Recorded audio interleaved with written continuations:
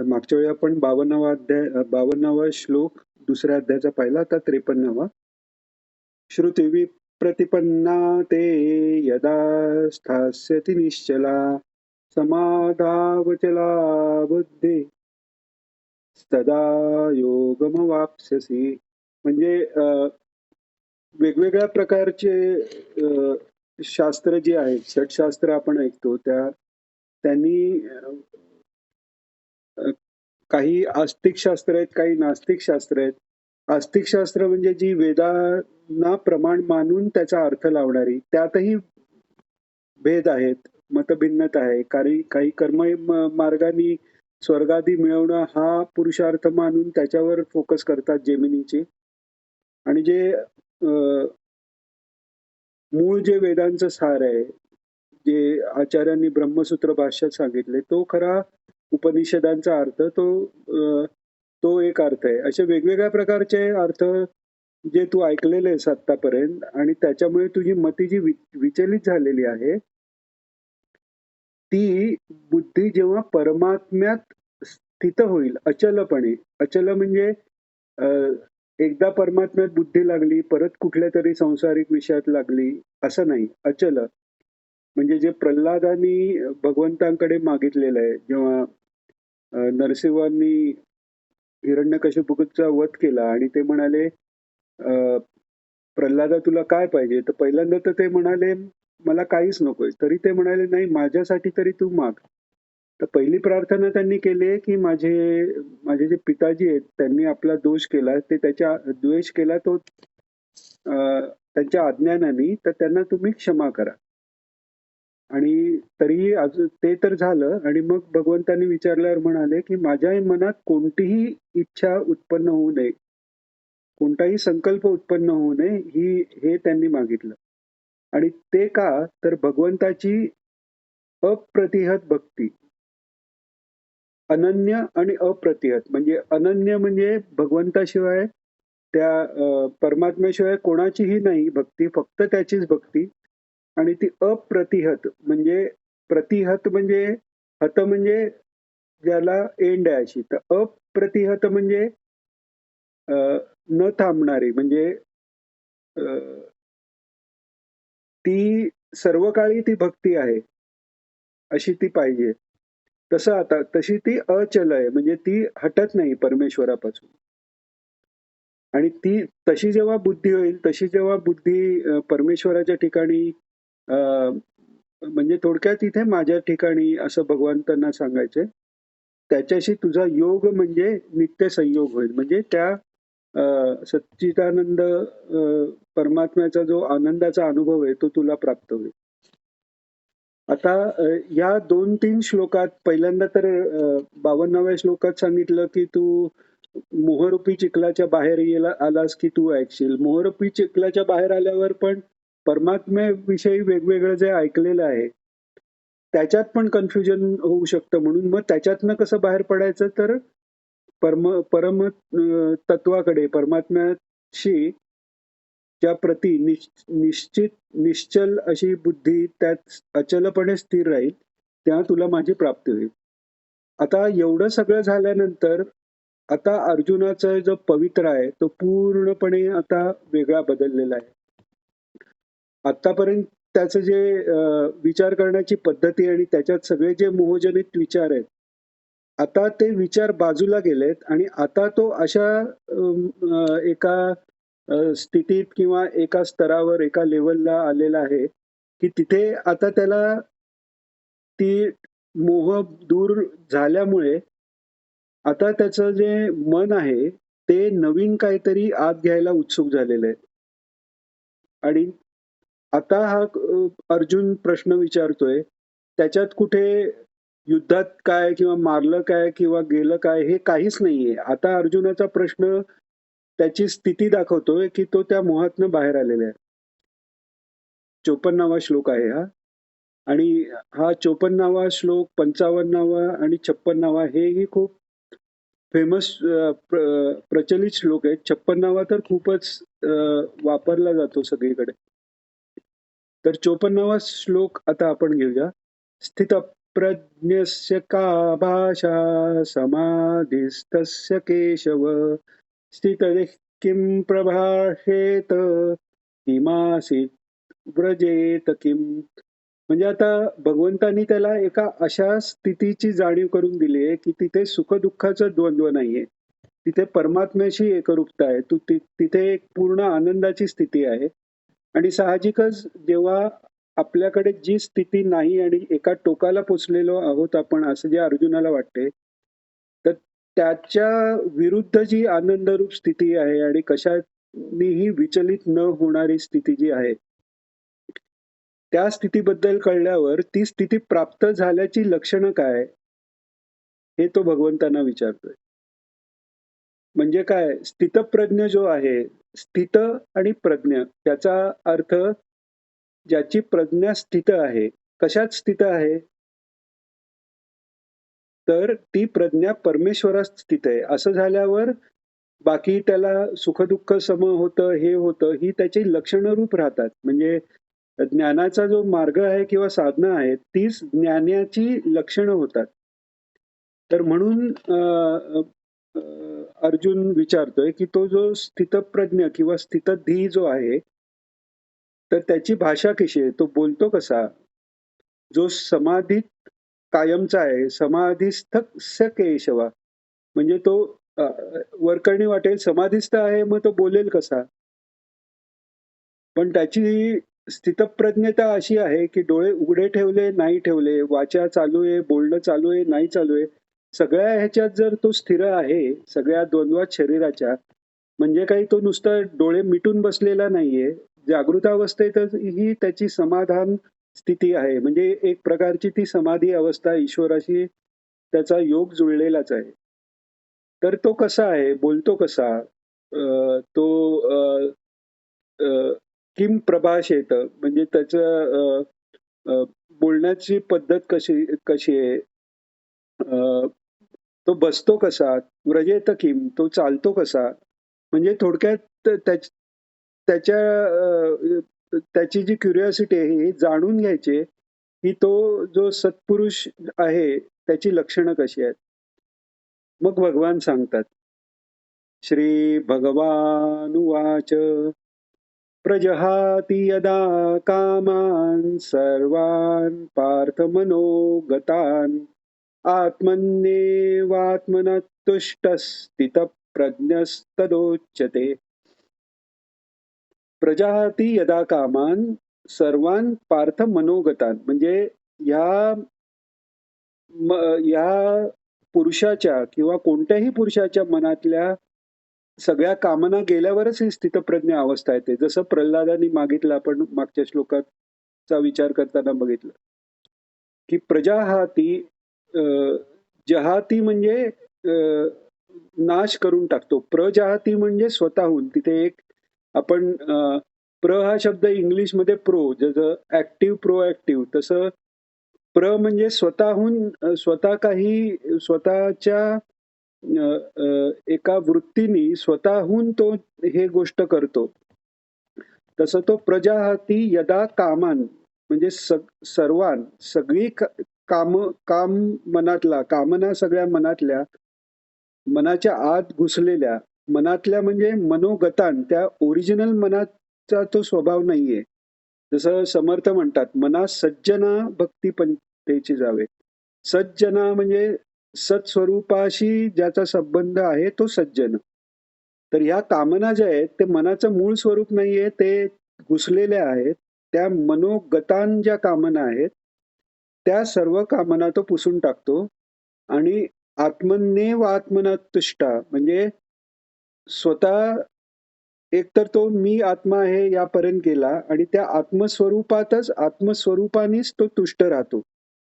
आता ते तुष्ट राहणं पण आत्मस्वरूपाचंच आहे, कारण आनंद हा त्या आत्मस्वरूपाची ओळखच आहे. ती काय त्याची म्हणजे एखादी वरून चिकटलेली उपाधी नाहीये.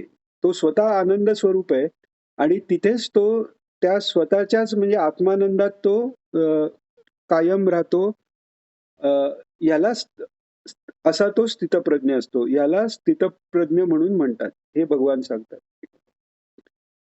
म्हणजे आता अजूनही जेव्हा अर्जुन जे आधी काय करायचं काय करू नये या अवस्थेत आहे, तर आताही त्याचे प्रश्न तो काय करतो किंवा काय नाही करतो याप्रमाणे तो बसतो कसा, बोलतो कसा असा अर्जुन विचारतोय.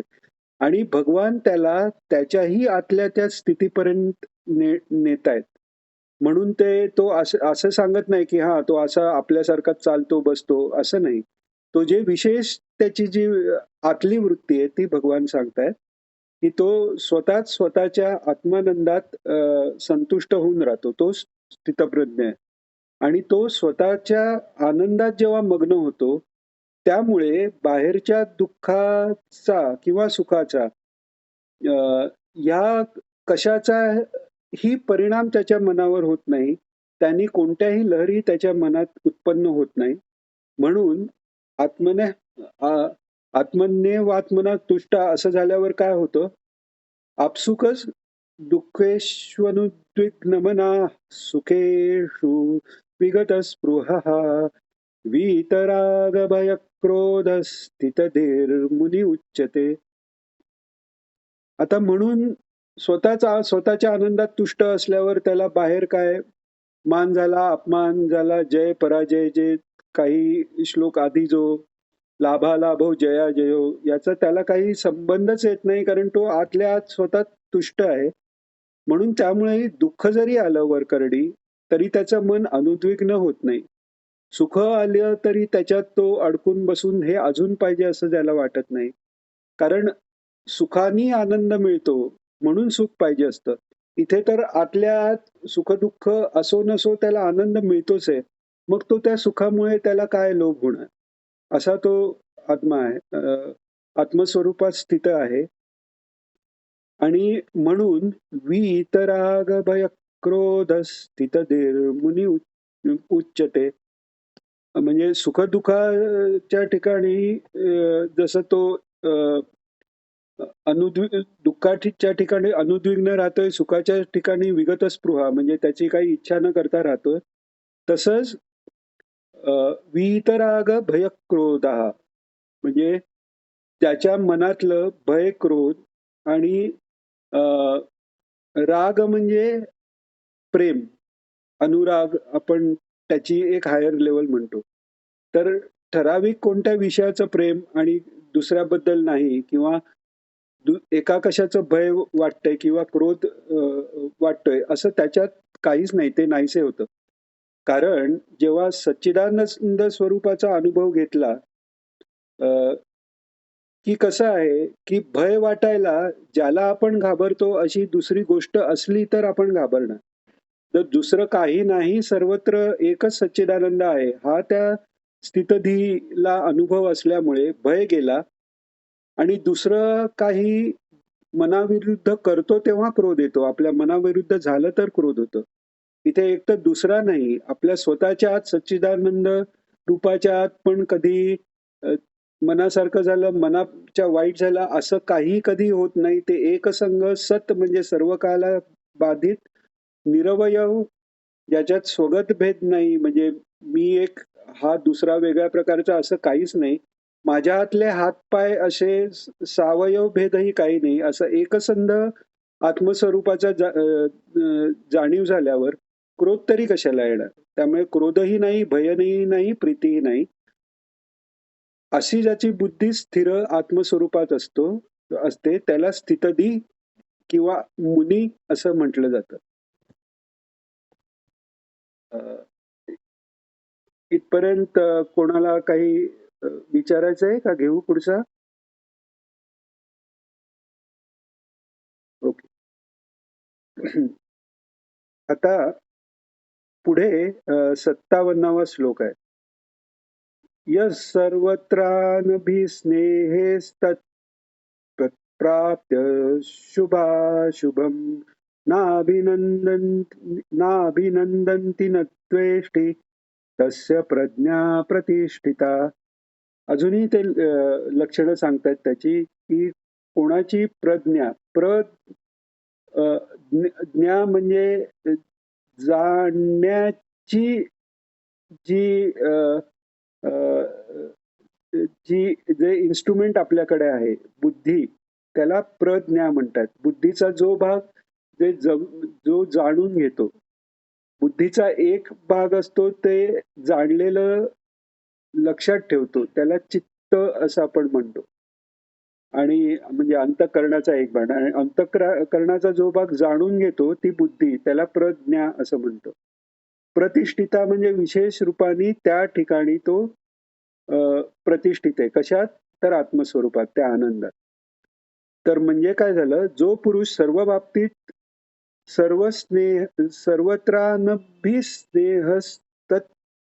तत्प्राप्य शुभाशुभ, म्हणजे सगळीकडे स्नेह न ठेवता ते शुभाशुभ गोष्टी काही झालं तरी विशेष असं त्याच्यामुळे काही प्रसन्न होत नाही किंवा दुःखही होत नाही. तो आपल्या आतल्या आत आनंदी आहेच. पण अजून काही मिळालं बाहेरच्या ह्याच्यात तर अजून प्रसन्न झाला असं काही नाही. असा जो आहे, काय चांगलं मिळालं म्हटल्यावर ते हवेसं वाटणं आणि नसेल मिळत तर त्याचा द्वेष असं काहीच त्याच्या मनात नाही. त्याची बुद्धी स्थिर झाली. तत्र प्रज्ञा प्रतिष्ठिता. यदा संहरते चायं कुर्मोऽङ्गानीव सर्वशः इंद्रियाणींद्रियार्थेभ्यस्तस्य प्रज्ञा प्रतिष्ठिता. जसं कुर्मोऽङ्गानीव सर्वशः, म्हणजे कासव जसं आपली अंग सर्व बाजूनी आत ओढून घेतो, तशी हा पुरुष जशी सर्व त्याची इंद्रिय कासवाप्रमाणे विषयांपासून आत ओढून आतल्या आत आवरून घेतो, असं जेव्हा होतं तेव्हा त्याची बुद्धी स्थिर झाली असे समजावे. म्हणजे विषयापासून वेगळं करून आत्मस्वरूपात सगळी इंद्रिय स्थित होतात. मग तो पाहतो पण आत्मस्वरूपाला, ऐकतो पण आत्मस्वरूप, त्याचाच सुवास घेतो, त्यालाच चाकतो. सगळे ज्या त्याच्या इंद्रिय आहेत त्याचंच ज्ञान घेतो. जे चालतो तीच त्याची प्रदक्षिणा होते, तो हाताने करतो तीच त्याची पूजा होते. हे सगळं त्याची सगळ्या इंद्रियांची सगळी कामं ही त्या आत्मस्वरूपाच्या ठिकाणी मनबुद्धी स्थिर झाल्यामुळे सगळंच त्याचं जे आहे ते आत्मस्वरूपाच्या ठिकाणी राहतं आणि त्याप्रमाणे बाह्य शरीरही जे काम करतं ते आत्मस्वरूपाच्या योगाशीच जोडून राहतं. म्हणजे जे काही करतो ते त्याचं ती एक योगच त्याला आपल्याला म्हणता येईल, अशी ती अवस्था असते. विषया विनिवर्तन्ते निराहारस्य देहिनः रसवर्जं रसोऽप्यस्य परं दृष्ट्वा निवर्तते. आता विषया विनिवर्तन्ते निराहारस्य देहिना, म्हणजे समजा इंद्रियांनी काही विषय घेतले नाहीत. निराहारस्य म्हणजे इंद्रियांना त्यांचा काही आहार दिला नाही, तर त्या पुरुषाचे विषय दूर होतात. म्हणजे एखाद्या माणसाने ठरवलं की ठीक आहे, या विषयामुळे सगळा इश्यू होतो ना, मी वनात जाऊन एका गुहेत जाऊन ध्यान करत बसतो. आता बाह्य विषयापासून तो दूर झाला, पण मनात जी विषयाची कामना, आवड आहे ती तशीच असते. तर त्यामुळे विषय जरी बाहेर झाले तरी त्या विषयांची आवड दूर न झाल्यामुळे त्या विषयाचा संग त्याही अवस्थेत कायम राहतो.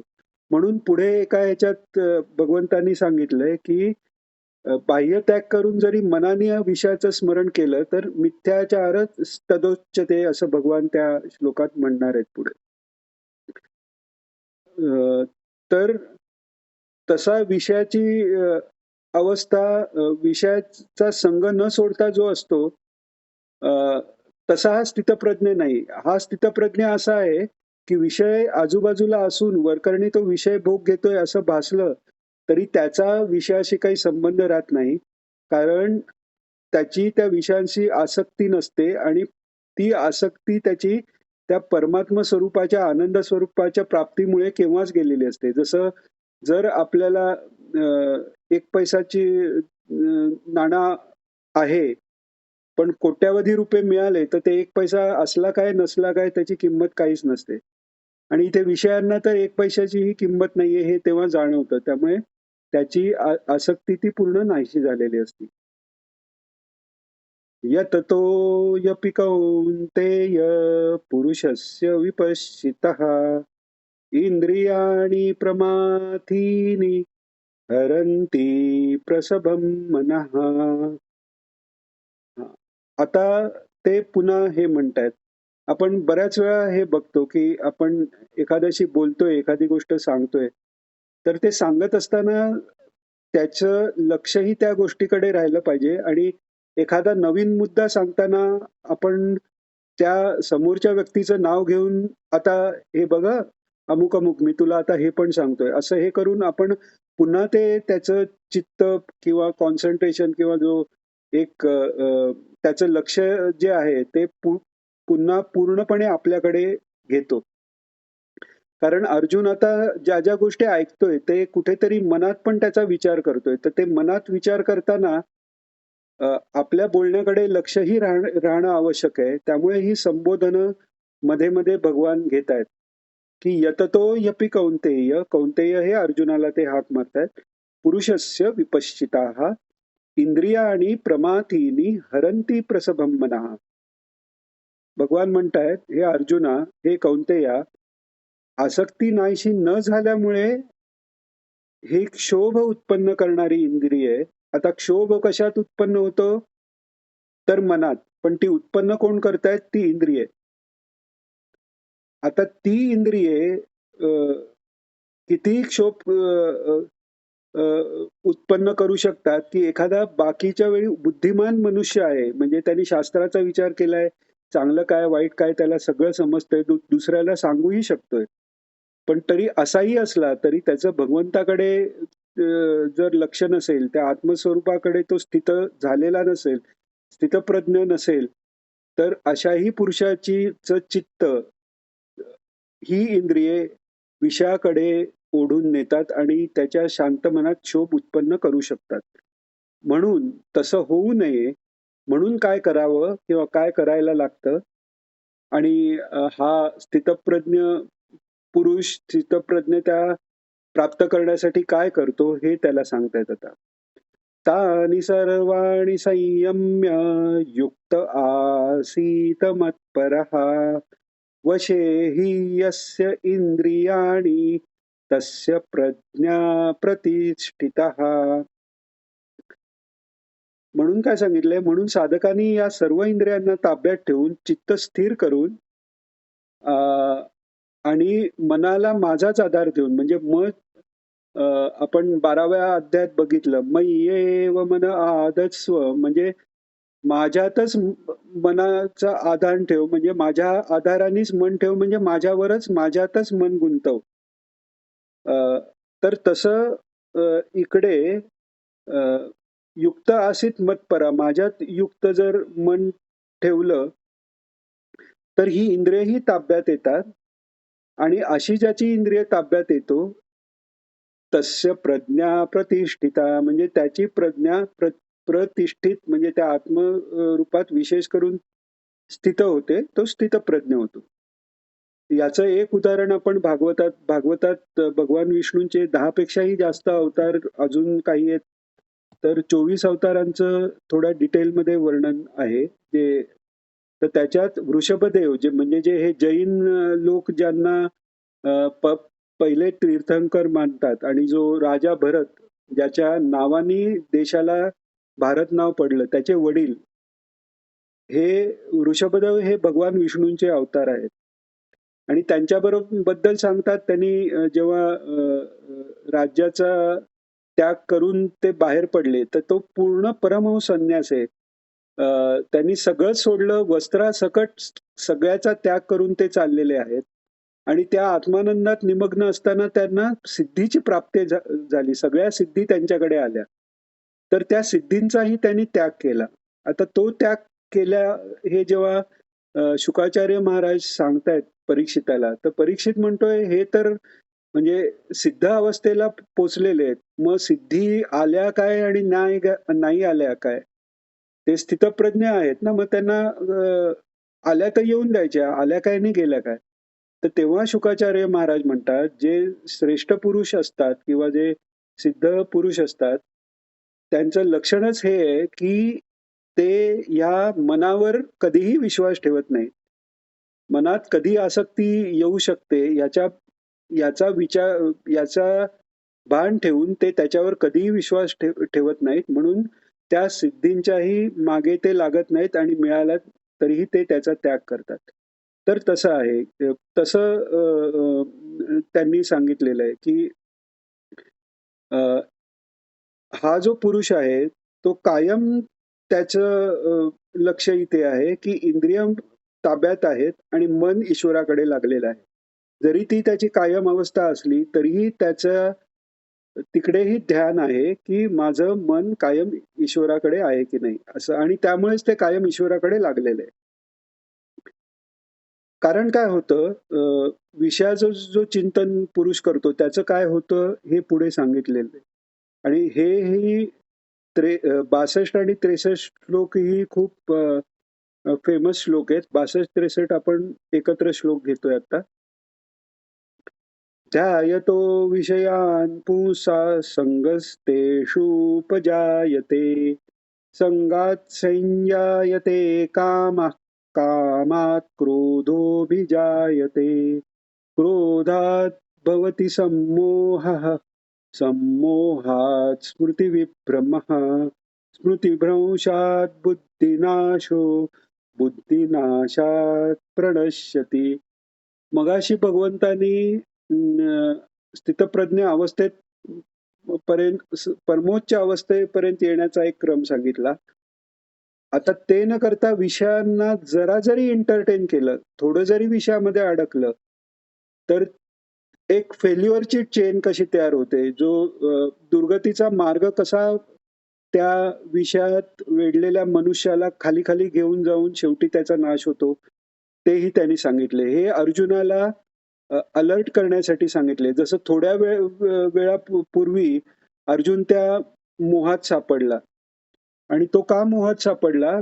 कारण ध्यायतो विषयान पुंसा. आता अर्जुन जरी सात्विक वृत्तीने सापडलाय तरी त्याला त्याच्या मनात विषय काय आहेत, की देह राहायला पाहिजे, आपल्या संबंधितांचा देह राहायला पाहिजे. तर या सगळ्याचा याच्यामुळे तो तसा विचार करतोय. तर भगवंत त्याला एक ही चेन ऑफ इव्हेंट किंवा चेन ऑफ एकानंतर दुसरी अशी आपल्या मनाची अवस्था होत नाशापर्यंत कसं जाऊ शकतं जर विषयाचं चिंतन केलं, हे एक त्याला सावध करतायत. तर ते असं होतं, तो क्रम असा आहे. पहिल्यांदा विषयाचं ध्यान मनात येतं, की हा विषय आहे आणि तो मला आवडता आहे किंवा नाही असं म्हटलं की तो संकल्प झाला.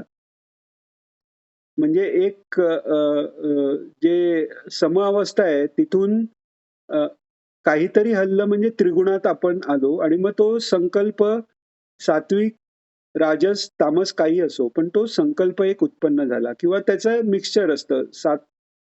सात्विक राजसिक किंवा राजसिक तामस असं मिक्सचर असतं. तसा जो काही संकल्प उत्पन्न झाला, पण तो विषयांपासून झाला तर तो काही पूर्ण सात्विक नाही हे मात्र नक्की. तर तो संकल्प उत्पन्न विषयाला द्यायल्यानंतर त्याचा संग झाला, त्याच्याशी मनाचा संग झाला. संगस्तेषुपजायते. आणि ते संग झाला की संग झाल्याबद्दल ते आपल्याला हवंय, त्याचा भोग मला घ्यायचा आहे, अशी इच्छा उत्पन्न होते. म्हणजे संगात संजायते कामः. एकदा काम उत्पन्न झाला, आता काम उत्पन्न झाला एखाद्या विषयाबद्दल, तो काय आपल्याला पाहिजे तसा, पाहिजे तेवढा, पाहिजे तेव्हा असा मिळेलच असा नाही आणि तो जेव्हा मिळत नाही, तेव्हा कामात क्रोधोभिजायते. जर ते मिळालं नाही, मनासारखं झालं नाही, की क्रोध येतं. एकदा क्रोध झाला, की आपली सारासार बुद्धी बाजूला पडते आणि मन मोहात जातं. आपली निर्णय क्षमता दूर होते. आपल्याला त्यावेळी आपण बऱ्याच वेळा जे आपल्या जवळच्यांना दुखवतो. आपल्या लांबच्यांना पण आपण इतकं दुखवत नाही जितकं जवळच्यांना दुखवतो. कारण क्रोध हेच बऱ्याच वेळा असू शकतं. तर कारण काय होतं, क्रोधात भवती सम्मोहा म्हणजे बुद्धी संमोहित होते. सम्मोहात स्मृतिविभ्रमा. जसं अ, अ, या राजसूय यज्ञानंतर जो काही दुर्योधनाला वाटलं, तो पाण्यात पडला आणि त्याचा जो अपमान झाला. त्याला क्रोध झाल्यावर तो इतक्या लेव्हलला गेला, ते त्याला जघन्य एखाद्या आपल्याच भावाच्या स्त्रीविषयी असं काही करायचा करायचा विचार वगैरे जो आला, हे त्याचं संमोह आणि स्मृतिविभ्रमामुळेच झालेलं आहे. तर ते संमोह तयार होतं. स्मृतिविभ्रमा म्हणजे चांगलं वाईट जे आपल्यात संस्कार झालेले आहेत, त्याचे चांगलं काय, वाईट काय शोधण्याचे ते सगळे बाजूला पडतात. स्मृतिभ्रंशात बुद्धिनाशो, बुद्धीचा नाश होतो आणि बुद्धिनाश झाल्यानंतर जे काही माणूस करतो, ते पापात्मकच होतं आणि बुद्धिनाशात प्रणश्यती असा हा सिक्वेन्स आहे. आणि म्हणून मग पुढे सांगतायत, म्हणून त्याच्या विरुद्ध राग द्वेष वियुक्तेस्तु विषयानिंद्रियैश्चरन् आत्मवैश्यर्विधेयात्मा प्रसादम अधिगच्छति.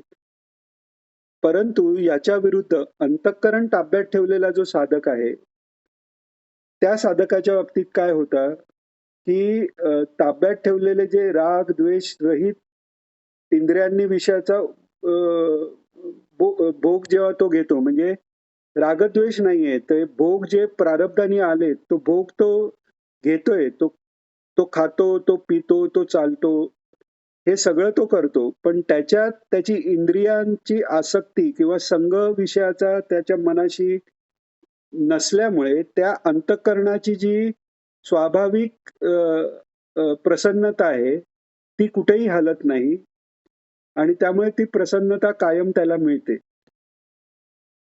आणि ती प्रसन्नता मिळते, प्रसादम अधिगच्छति. अशा स्थितीला तो अशा स्थितीला झाल्यावर काय झालं, आता हे एक्झॅक्टली उलटा सिक्वेन्स भगवान सांगतायत की रागद्वेष मी बाजूला ठेवले, त्यांनी काय झाले की इंद्रियांनी तो विषय घेण्यामध्ये जी माझी आसक्ती आहे आणि त्याच्यात इंद्रिय माझ्या मनावर जी सत्ता गाजवतात ती दूर झाली आणि मन माझं त्यामुळे इंद्रियाच्या ठिकाणी आणि विषयांच्या ठिकाणी न जाता त्याचा उपभोग घेतानाही माझं मन प्रसन्न राहिलं, कारण माझं मन परमात्म्याच्या ठिकाणी आहे.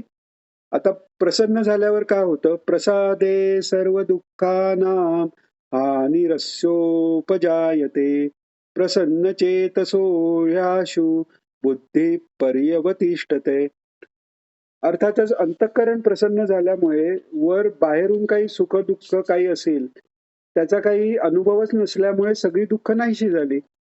मग ती सगळी दुःख नाहीशी होतात आणि ती चित्ताची प्रसन्नता प्राप्त केलेला जो कर्मयोगी आहे, त्याची बुद्धी क्षणात, तात्काळ म्हटले भगवंतानी, म्हणजे इकडे भगवान म्हणतायत की ती बुद्धी क्षणातच तात्काळ सगळ्या बाह्य गोष्टींपासून निवृत्त होऊन एका परमात्म्यातच स्थिर होते. जसं तुकाराम महाराज म्हणतात ना, आपणासारखे करती तात्काळ नाही काळ वेळ त्या लागी. तर ते आपणासारखी करती तात्काळ हे त्या भगवंताची, त्या गुरुमाऊलीची, त्या सत्पुरुषांची हे सामर्थ्य आहे. पण ते कोणाला करतात की ज्यांनी ही तयारी केली आहे, ज्यांनी विषयापासून आपलं चित्त बाजूला नेण्याचा प्रयास केलाय आणि ते मिळालंय, मग आपल्यासारखे आपणासारखे करीती तात्काळ क्षणात तो परमात्म्यात त्याचं चित्त स्थिर होतं. आता आपण 66वा श्लोक घेतोय. नास्ति बुद्धिरयुक्तस्य न चायुक्तस्य भावना न चाभावयतः शान्तिर्शान्तस्य कुतः सुखम. म्हणजे याच्या विरुद्ध मन आणि इंद्रिये न जिंकणारा पुरुष आहे. त्याच्याकडे काय नसतं, नास्ती बुद्धीर युक्तस्य, जो अयुक्त आहे, भगवंताशी युक्त नाहीये, तर त्याची निश्चयतात्मिका बुद्धी होऊ शकत नाही. आणि असं त्यांचं काय होतं, न चा न चा भावयत शांतीर अशांतस्य कुतः सुखम. म्हणजे असा जो अयुक्त ईश्वराशी किंवा त्या आत्मस्वरूपाशी अयुक्त पुरुष आहे, तिथे न च्या न च अभावयता, त्याच्या ठिकाणी तो भाव किंवा भक्ती किंवा प्रेम किंवा ईश्वराबद्दल आस्था, त्या आत्मरूपात आपण राहावं अशी इच्छा, त्याची काही गोडी अनुभवाला आली तर ती इच्छा वृद्धिंगत होणार ना. जोपर्यंत हे सगळं सोडत नाही, इंद्रिय जिंकत नाही, तेव्हा तोपर्यंत त्याची खरी गोडी चाखायला मिळत नाही. ती एकदा चाखली की मग त्यातनं बाहेर पडणंच शक्य होत नाही, इतका ते आत्मस्वरूप आपल्याला त्यात ठेवून घेतो. तर ज्याच्यात ते नसतं त्याच्यात तो भावही निर्माण नाही होत नाही. आणि तो भाव निर्माण झाला नाही तर मनाला शांती कुठे मिळणार? शांती मिळत नाही. आणि ज्याला मनाला शांती मिळत नाही त्याला सुख कसं मिळणार, असं भगवान म्हणतात. कुतः सुखम अशांतस्य कुतः सुखम, असं भगवान म्हणतात. आता 66वा श्लोक झालेला आहे दुसऱ्या अध्यायाचा. 1च मिनिट राहिलेलं आहे, तर आपण शेवटची प्रार्थना घेऊ. सगळ्यांनीच एकदम म्हणू किंवा कसंही आपल्या ह्याच्याप्रमाणे. योगेशं सच्चिदानन्दं वासुदेवं व्रजप्रियं धर्मसंस्थापकं वीरं कृष्णं वन्दे जगद्गुरुं. श्रीकृष्णं वन्दे जगद्गुरुं. श्रीकृष्णं वन्दे जगद्गुरुं. जय श्रीकृष्ण सर्वांना.